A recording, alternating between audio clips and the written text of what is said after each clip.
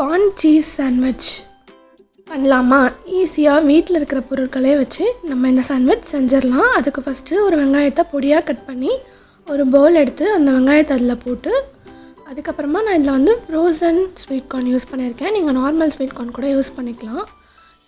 அதுக்கப்புறமா நம்ம வந்து கொஞ்சம் பொடியாக நறுக்கின கொத்தமல்லி,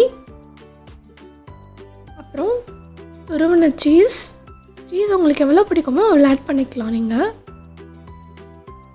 அதுக்கப்புறமா ஒரு pinch of chilli flakes, oregano ஒரு பிஞ்ச் ஆட் பண்ணிக்கலாம்.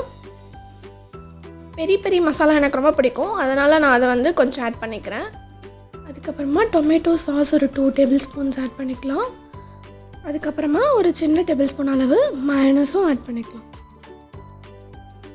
ஒன்ஸ் இதெல்லாமே ஆட் பண்ணதுக்கப்புறமா கொஞ்சம் பிஞ்ச் ஆஃப் சால்ட் போட்டுட்டு ஒரு ஸ்பூன் எடுத்து இந்த எல்லாத்தையும் நல்லா மிக்ஸ் பண்ணிடணும்.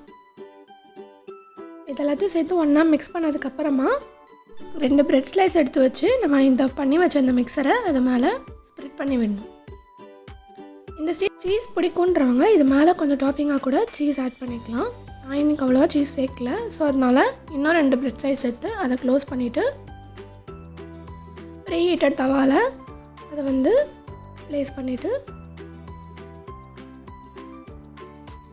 ஒரு தோசை கரண்டி வச்சு அந்த பிரெட் ஸ்லைஸை நல்லா நம்ம வந்து ப்ரெஸ் பண்ணி விடணும். இப்படி பண்ணும்போது அந்த சீஸோட அந்த பிரெட் வந்து கோட் ஆகி நம்மளுக்கு வந்து தனித்தனியாக பிரியாமல் நம்மளுக்கு சாண்ட்விச் ஒன்றா கிடைக்கும். அதுக்காக நம்ம வந்து தோசை தவா வச்சு இந்த மாதிரி நல்லா ப்ரெஸ் பண்ணி விடுறோம். 2 பக்கமும் டோஸ்ட் நல்லா ஆனதுக்கப்புறமா அதை எடுத்துகிட்டு ஒரு கத்தி வச்சு இதை வந்து 2 ஸ்லைஸாக கட் பண்ணி நம்ம வந்து சர்வ் பண்ண வேண்டியதான். ரொம்ப ஈஸியாக இதை நம்ம பண்ணி முடிச்சிடலாம். ரொம்ப டேஸ்ட்டாகவும் இருக்கும்.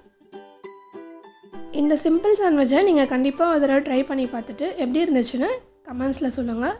Thank you so much. இந்த வீடியோ உங்களுக்கு பிடிச்சிருந்ததுன்னா எங்கள் சேனலை சப்ஸ்கிரைப் பண்ணிக்கோங்க.